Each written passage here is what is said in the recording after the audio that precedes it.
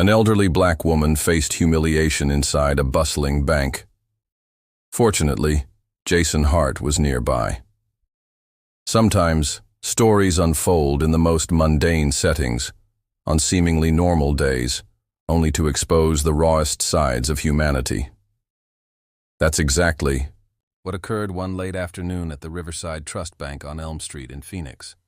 The lobby was overcrowded, lines weaving all the way to the entrance.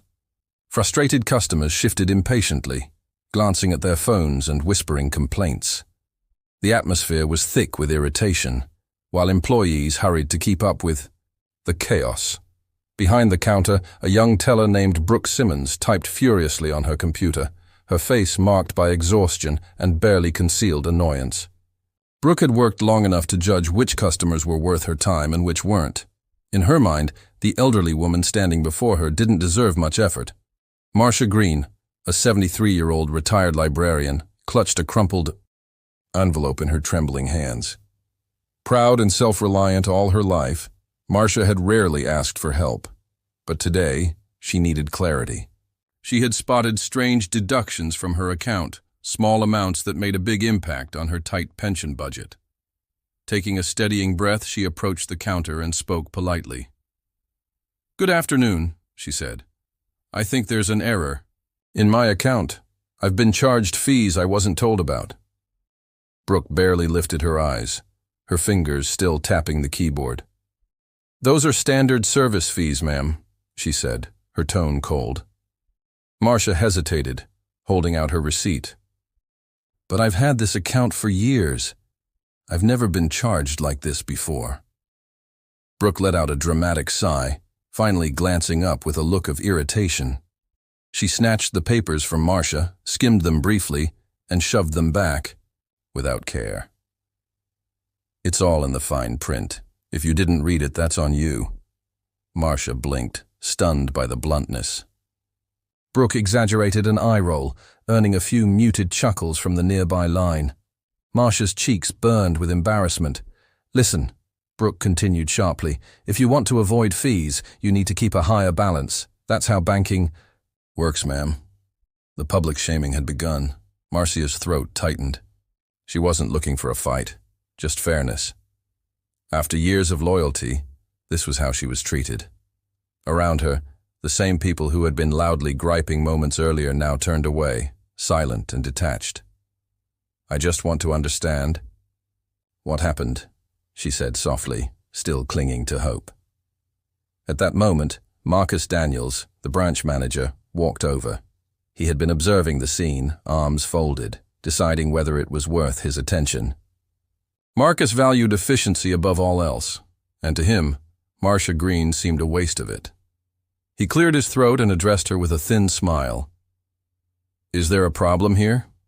Marcus asked, his voice making it clear he didn't want a real answer. Brooke snapped to attention. "No, sir," she said briskly. "Just a customer who doesn't get our policies." Marcus turned to Marcia, his polite smile never quite touching his eyes. "Ma'am, we have standard rules. If you can't keep the minimum balance, there's nothing more we can offer." Marcia straightened her back, gathering the last shreds of her dignity. "I have always kept my account in good standing," she said, her voice steady. "These new fees just appeared out of nowhere. All I'm asking is for someone to take a look." Marcus let out a short, mocking laugh. "What's recorded in the system stays, ma'am. We don't re-examine automatic charges." Then came the final blow. Leaning slightly over the counter and loud enough for everyone to hear, Marcus added, "If you can't handle the fees, maybe you're banking in the wrong place." The lobby froze. Marcia swallowed the lump in her throat, clutching the envelope tighter. She had never felt so belittled. Then a deep, commanding voice pierced the silence. "Why are you speaking to her that way?" Every head in the building snapped toward the entrance. A man in a plain black t-shirt, jeans, and a cap stood there. At first glance, he looked like any regular visitor, but something about his stance, his tone, his very presence, made people instinctively take notice. Marcus turned, annoyance flickering across his face. "And who exactly are you to question how we run our business?" The man stepped forward, removing his cap slowly. Gasps rippled through the crowd. It was Dominic Chase. Yes, the Dominic Chase, famous for his roles in blockbuster action films. The man known for portraying courage and strength now stood at the center of a small but real battle. Marcus's confident facade faltered. "Mr. Chase, Dominic raised a hand, silencing him with a simple gesture. "Who I am doesn't matter," he said, his tone controlled, but firm. "What matters is why you're treating her this way." Marcia stared at Dominic, her heart pounding with disbelief. Marcus cleared his throat, trying to reclaim authority. "Sir, this doesn't concern you. We follow strict policies, and she failed to meet the criteria."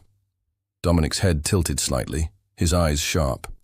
"Policies," he said slowly, "or just an excuse to embarrass someone who's asking for basic respect?" A few murmurs of agreement rose from the gathered crowd. Brooke, who earlier had acted so smug, now avoided eye contact, waiting for Marcus to somehow salvage the situation. Dominic turned to Marcia, his voice softening. "Ma'am, can you show me what's going on?" Marcia hesitated briefly, then handed him the envelope. Dominic flipped through the documents carefully. After a few moments, he looked back at Marcus, his face unreadable. "This is an error," Dominic said firmly. "These charges don't belong here. You're going to correct this." Marcus opened his mouth to argue, but Dominic lifted his hand again, cutting him off. "If it's truly a mistake, you'll fix it, and if it's not—" His voice dropped a notch, full of quiet authority. "Then you'll have a far bigger problem on your hands." Marcus paled. Brooke fidgeted nervously behind the counter. The tension was thick enough to choke on. Marcus shifted his stance, glancing helplessly at Brooke, who offered no help. Dominic stood his ground, arms crossed, waiting in silence. For the first time that day, Marcus Daniels looked genuinely rattled. He had spent years brushing aside customers like Marcia Green, deeming them insignificant, but he had never counted on someone like Dominic Chase calling him out. Now every eye in the room was watching, and the balance of power had shifted. Dominic's voice remained steady, measured, and firm. "This isn't about company rules, it's about simple respect." He turned to Marcia, his features softening. "Ma'am, you mentioned these fees weren't there before?" Marcia nodded slowly, still trying to process the surreal moment. "I've had this account for over 3 decades, she said. "I've never seen these charges until 2 months ago." Dominic shifted his gaze back to Marcus, his eyebrow arching. 2 months ago, huh? So explain to me why her maintenance fees suddenly tripled." His voice remained calm, but there was an unmistakable tension underneath. Marcus's throat tightened. He let out a strained chuckle, desperate to reclaim control. "Mr. Chase, I don't think you fully grasp how banking operates. Fees change based on corporate policies. If a customer no longer qualifies for a premium account, extra charges apply. That's just how it works." Dominic nodded thoughtfully, pretending to mull it over. "I see. But tell me, Marcus, do you actually review those changes? Or do you just assume the system gets it right every time?" Marcus hesitated, sensing the trap. "There's a process in place to ensure accuracy," he answered carefully. Dominic exhaled sharply through his nose, an almost amused sound. "So you don't really check."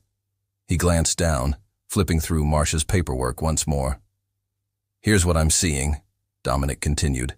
"A woman banking with you for over 30 years, suddenly blindsided by unexplained fees, then treated like she's the problem when she asks for answers."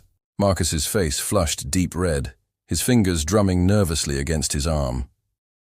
"We follow established guidelines," he muttered. "We can't make exceptions." Dominic's expression hardened. "That's where you're wrong," he said sharply. "You do make exceptions. You just don't make them for people like her." He didn't raise his voice, yet the entire room heard him clearly. Marcus felt the pressure mounting, the walls metaphorically closing in. Brooke, the young teller, cleared, her throat nervously. "Mr. Daniels, maybe we should—" Marcus shot her a look so sharp she immediately fell silent. He was losing his grip, and everyone could see it. Dominic, meanwhile, was just warming up. He turned to address the entire room. "How many of you have had random fees show up on your accounts recently?" He held up Marcia's envelope like a piece of evidence. At first, the room stayed silent. Then, slowly, hands began to rise. A man in work clothes, a young mother cradling a child, an older couple near the back. More hands followed. Marcus's stomach twisted into knots. This was no longer about one customer. Dominic scanned the crowd slowly, nodding with understanding. So, it's not just her. Interesting.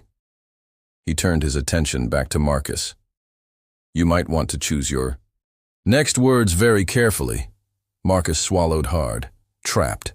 If he kept stonewalling Marcia, he'd be ignoring half the room. If he admitted wrongdoing, his career could be at stake. Dominic didn't wait. "Let's clear this up," he said, gesturing toward the nearest computer. "Since you're so confident in the system, why don't you pull up her account right now?" Marcus hesitated. Dominic tilted his head. "What's the matter? I thought you said it was all crystal clear for anyone paying attention." Brooke, her hands trembling slightly, moved toward the keyboard. Marcus shot her a glare, but she didn't dare meet his eyes. She had no choice. With hesitant fingers, she pulled up Marcia's account.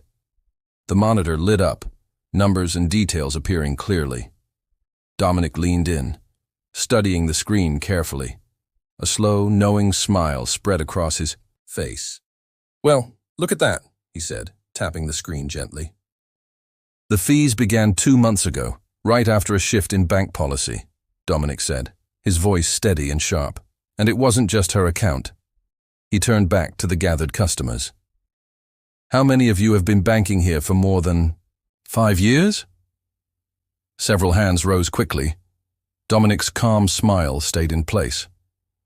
"And how many of you noticed new charges starting around that same time?" Even more hands shot up. The room was so quiet, you could hear someone shifting uneasily in the back. Dominic turned to Marcus again. "You see where this is going?" Marcus's face had gone pale. "Mr. Chase, I promise you, we don't target specific clients."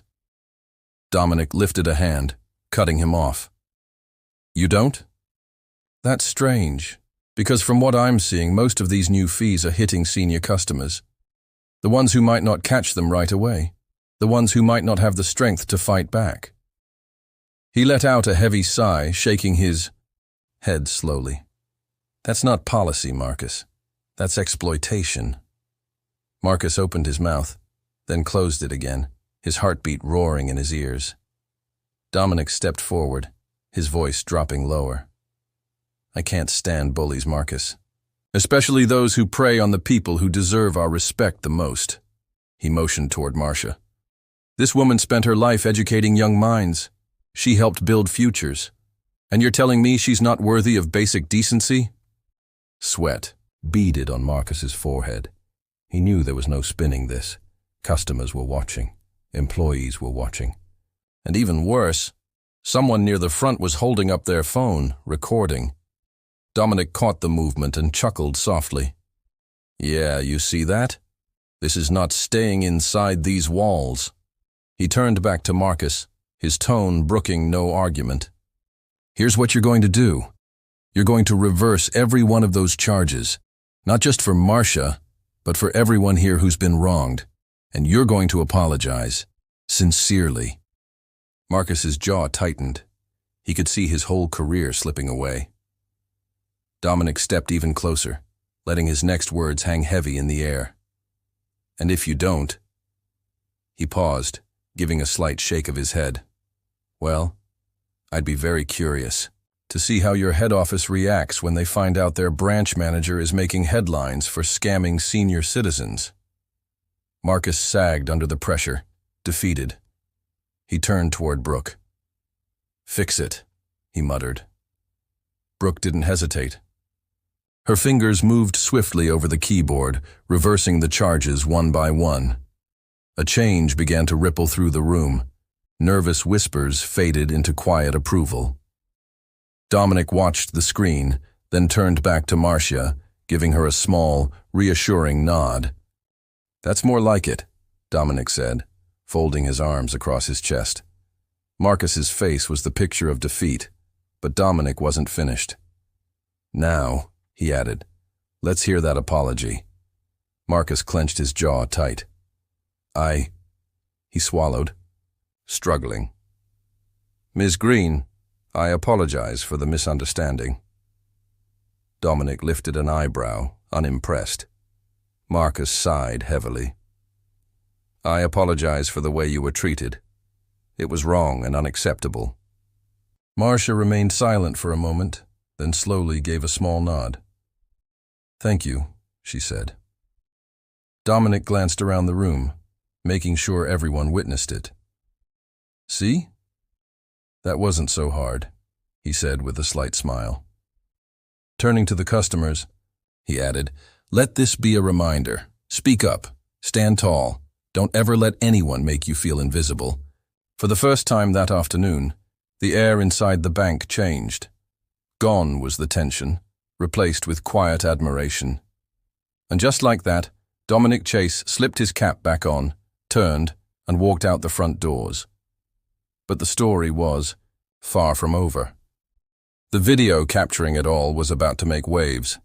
As Dominic disappeared into the street, the mood inside the bank shifted further. Customers who had earlier stayed silent now exchanged nods and whispers of approval. The employees behind the counters, including Brooke Simmons, stood frozen, still trying to process the whirlwind that had just blown through.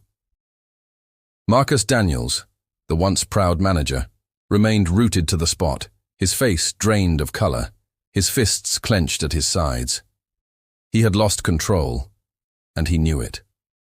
Worse, he noticed the young man near the front of the line, still recording with his phone. Marcus's pulse thundered. He turned sharply to Brooke. "Shut that down! Now!" Brooke hesitated, glancing between Marcus and the computer screen where reversed fees were still listed. "Sir, Marcus growled, his patience crumbling. "Now!" But it was too late. The young man filming raised his voice. "Already uploaded, buddy. You can't erase it now." Marcus's heart sank. Just minutes ago, he had felt untouchable, dismissing Marcia Green as just another complaint he could brush aside. Now, his name, face, and actions were about to be plastered all over the internet. Marcia, standing quietly at the counter, watched the scene with a sense of growing satisfaction.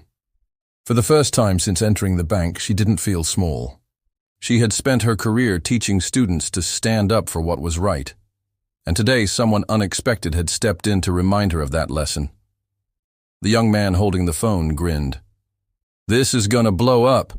People love seeing justice served," he said. Marcus's pulse hammered in his ears. Snatching up his suit jacket, he turned sharply toward his office, intent on damage control. But before he could escape, Brooke spoke up, her voice shaky but firm. "Sir, I think we should report this." Marcus froze. Brooke continued. "We were never supposed to apply those fees. If corporate sees this—" Marcus spun around, his face turning an even deeper shade of red. "You really think corporate will side with some old woman over me?" he snapped bitterly, though the fear in his voice was clear. "I've run this branch for 8 years. The sharp ping of a notification cut him off. Then another, and another. Phones across the bank chimed as customers checked their screens. Confused, Marcia turned to the young man. He smirked. "Told you. It's already going viral." Marcus snatched his own phone, nearly dropping it when he saw the screen.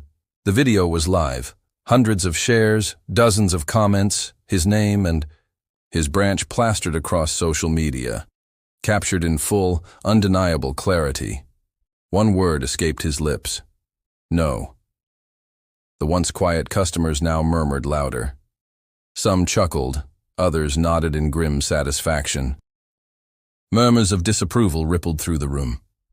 Some customers shook their heads at Marcus in open disgust. He could feel it, the shift in power, the way the tide had turned. Minutes ago, Marcia had been the one staring at the ground, ashamed. Now it was him. Suddenly the phone on the counter rang. Brooke glanced at the caller ID, her eyes widening. "It's corporate," she whispered. Marcus snatched the phone from her hand, straightening his tie and clearing his throat. He pressed the phone to his ear. "This is Marcus Daniels," he said, trying to sound composed. The voice on the other end was brisk and icy. "Mr. Daniels, we need to talk. Now." Without a word, Marcus spun on his heel, storming into his office and slamming the door behind him. Outside, the bank settled into a heavy silence. But it was a different kind of tension now. A quiet, expectant pause, like the calm after a storm when everyone is taking stock of the damage. Marcia let out a deep breath, suddenly realizing just how drained she felt. It was finally over. She glanced around and noticed many customers still holding their phones, still whispering about what had just unfolded. Brooke slowly approached, her stance less rigid than before. "Ms. Green, I want to apologize for how I treated you earlier," she said, her voice trembling slightly. Marcia studied her for a moment, then gave a quiet nod. "I appreciate that," she said. Brooke hesitated, then added more earnestly, "And I'm really sorry you had to fight so hard for something that should have been yours from the start." That, Marcia knew, was the real apology. The front doors swung open, and for a brief second, the entire room turned, as if half expecting Dominic Chase to return and finish what he had started. But it was just another customer, a tired mother juggling two restless children. Marcia smiled to herself. Dominic didn't need to come back. He had already done what was needed. A few days later, the full magnitude of that day's events hit. The video of the confrontation spread like wildfire. News outlets picked it up. Social media exploded.